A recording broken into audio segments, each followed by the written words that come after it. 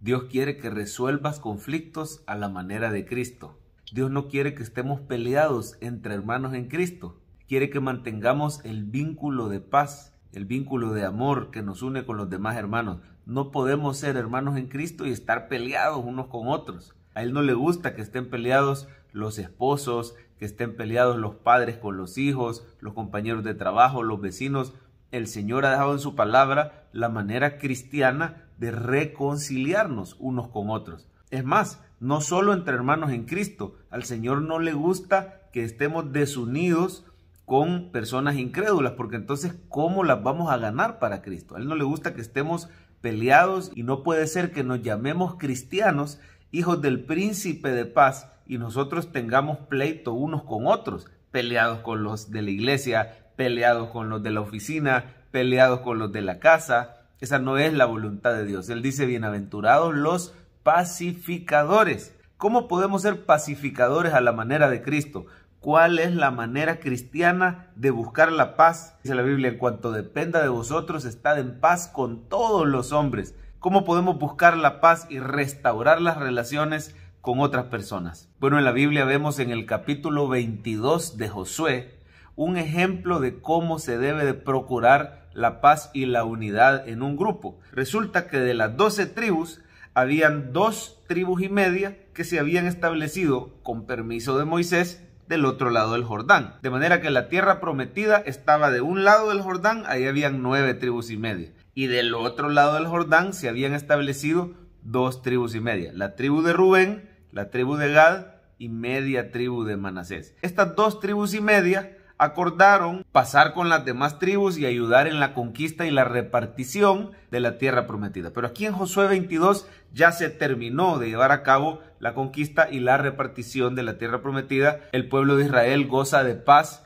con sus enemigos alrededor y ahora ha llegado el momento que estas 2 tribus y media, Rubén, Gad y Manasés, regresen al otro lado del Jordán. Josué los exhorta a que sean fieles y a que vuelvan en paz a sus tiendas y a que guarden los mandamientos del Señor. Pero cuando estas tribus van regresando, resulta que a la orilla del Jordán ellos levantan un altar de gran apariencia, un altar como el altar de Dios que estaba en el tabernáculo donde Dios había designado que solamente ahí, en su tabernáculo, en su altar, se le diera adoración y sacrificios. Pero estas 2 tribus y media hacen algo que agarra desprevenidas a las demás tribus. Allá a la orilla del Jordán, sin que Josué les haya dado ninguna orden, ellos deciden construir un altar de gran apariencia. Cuando estas 9 tribus y media oyeron, porque las 2 tribus y media habían hecho, se prepararon para ir a la guerra. Inmediatamente iban a ir con la espada desenvainada a hacerles pleito que por qué estaban dándole la espalda a Jehová.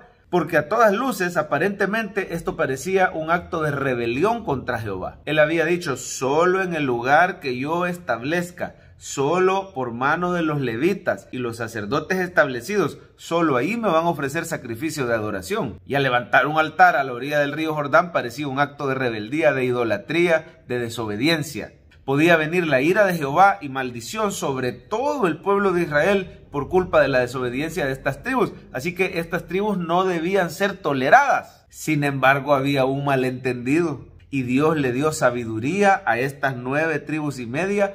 Antes de subir a la guerra, ellos enviaron delegados para investigar bien el asunto. Llegaron a preguntar. Mira, aquí se ve un modelo de cómo tenemos que resolver los conflictos con nuestros hermanos en Cristo. Si nuestro hermano peca contra nosotros, así lo dice Jesús también en Mateo 18. Si nuestro hermano peca contra nosotros, dice algo de nosotros, nos llegan rumores de que dijo algo. Si nuestro hermano hace algo quizás no contra nosotros, pero anda en malos pasos y nosotros nos damos cuenta, no tenemos que ser rápidos para condenar, no tenemos que brincar a conclusiones apresuradas sin haber primero investigado bien el asunto. ¿Qué dice Jesús?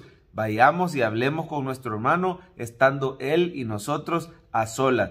Investiguemos bien el asunto. Así hicieron estas 9 tribus y media, enviaron delegados y empezaron a reprender. Esta es otra cosa que podemos hacer en privado, llamarle la atención a nuestro hermano, ya sea por lo que hizo contra nosotros o por lo malo que se oye que esa persona anda haciendo. Un cristiano que te ama te puede confrontar en amor y a solas. la idea no es exponer al hermano, la idea no es avergonzar al hermano, la idea no es llegar con la espada desenvainada, ¿verdad? Hubieran cometido un error estas tribus si llegaban de un solo a apachurrar a las 2 tribus y media. Ciertamente las 9 tribus eran más fuertes, pero llegaron primero a investigar con toda paciencia, con toda sabiduría. Y las palabras que utilizan me llaman la atención porque son confrontativas. Les dicen, ¿y ustedes qué están haciendo? ¿Que no se acuerdan de la mortandad que vino por el pecado de idolatría de Baal Peor? Un pecado de idolatría que había cometido Israel hace tiempo. ¿Que no se acuerdan lo que le pasó a Acán, el manto babilónico y los ciclos de oro y de plata, y cómo su familia entera fue afectada? Es decir, era una reprensión fuerte la que les estaban haciendo estas 9 tribus y media, diciendo, miren, por su pecado ustedes se van a llevar de encuentro a toda la nación de Israel. ¿Qué les pasa? Les está llamando la atención. Y la reacción humilde de estas 2 tribus y media también nos enseña algo. Como cristianos debemos de apreciar cuando alguien nos llama aparte y nos reprende en privado. Debemos de apreciarlo porque esa persona quiere nuestro bienestar, quiere mantener la unidad del cuerpo de Cristo. La iglesia, hermanos lindos, no debe tolerar el pecado sin reprenderlo y sin llamarle la atención, porque es un lugar donde se debe de mantener la pureza y la santidad de Dios. Por eso aprecie usted cuando esté en una iglesia donde lo llamen aparte, le llamen la atención, le pidan que aclare algo o lo reprendan amorosamente, siéntase valorado, siéntase querido, porque el Señor al que ama disciplina. Usted es un hijo de Dios, usted es un miembro del pueblo de Dios. Estas 2 tribus y medio eran miembros del pueblo de Dios y se sintieron agradecidas que les estuvieran cuidando de esta manera. Ahora, la reacción cuando nos llama la atención debe ser como la de estas 2 tribus y media.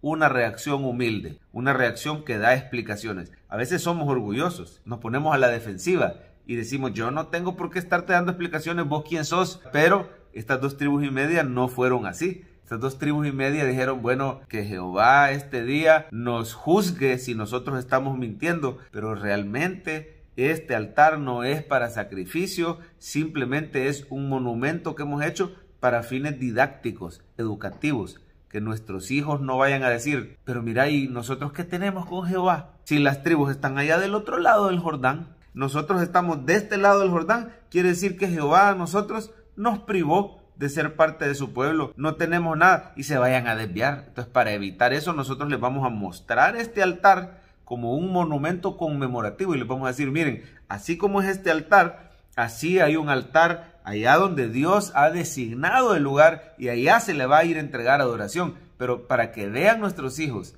que somos parte del pueblo de Dios. Entonces, con humildad, estas 2 tribus y media dieron explicaciones y entonces los mensajeros se regresaron, a las 9 tribus y media les pareció bien el asunto y hubo paz y unidad en el pueblo de Dios. Hay tantas lecciones preciosas, pero lo primero, cuando nos llamen la atención, pidámosle al Señor la humildad para poder revisar nuestra vida y, si tienen razón, arrepentirnos y poder rendirle esas áreas al Señor. Si no tienen razón, tener la humildad y la paciencia de explicarle a la persona que nos está pidiendo explicaciones. También nosotros, cuando nos enteremos del pecado de otra persona o nos veamos personalmente afectados, no vayamos directamente con la espada a condenar a la persona, sino acerquémonos en amor e indaguemos, investiguemos bien acerca del asunto. Demos el beneficio de la duda. Permitamos que la otra persona nos pueda explicar. Y si hay algo que perdonar, perdonémoslo. Y si hay algo que corregir, corrijámoslo en amor. Tenemos el apoyo de nuestros pastores y de otros hermanos en Cristo para que, si es necesario, podamos hacer una reunión con más personas donde podamos tratar el asunto. Al final, el propósito no es condenar a nadie, sino restaurar, proteger y cuidar el amor y la unidad del cuerpo de Cristo. Si este día tú estás teniendo conflicto con alguien, quiero invitarte a que lo primero que hagas sea orar por esa persona. Pero no una oración imprecatoria, ¿verdad? Donde pides que venga la ira de Dios sobre esa persona. No, una oración donde pides bendición, donde pides salvación, donde pides restauración por esa persona. Y luego pídele al Señor la oportunidad de acercarte en amor y aclarar el asunto. Recuerda que la confrontación debe ser hecha con amor y con humildad, reconociendo que nosotros mismos somos propensos y seguramente hemos fallado. Dice la Biblia que si alguno es sorprendido en alguna falta, nosotros que somos espirituales les restauremos con espíritu de mansedumbre. Nuestra actitud Cuando vamos a indagar un asunto, debe ser con la humildad de alguien que sabe que ha fallado también. Ofrécele tu mano para ayudarle a salir, no un dedo condenador y señalador. Y pídele al Señor la humildad y la paciencia, que si algún día eres confrontado con tu pecado, no te pongas inmediatamente a la defensiva, sino puedas escuchar y revisar tu corazón, sabiendo que Dios te está cuidando a través de los hermanos en Cristo. Que el Señor nos ayude a mantener en paz nuestras relaciones personales.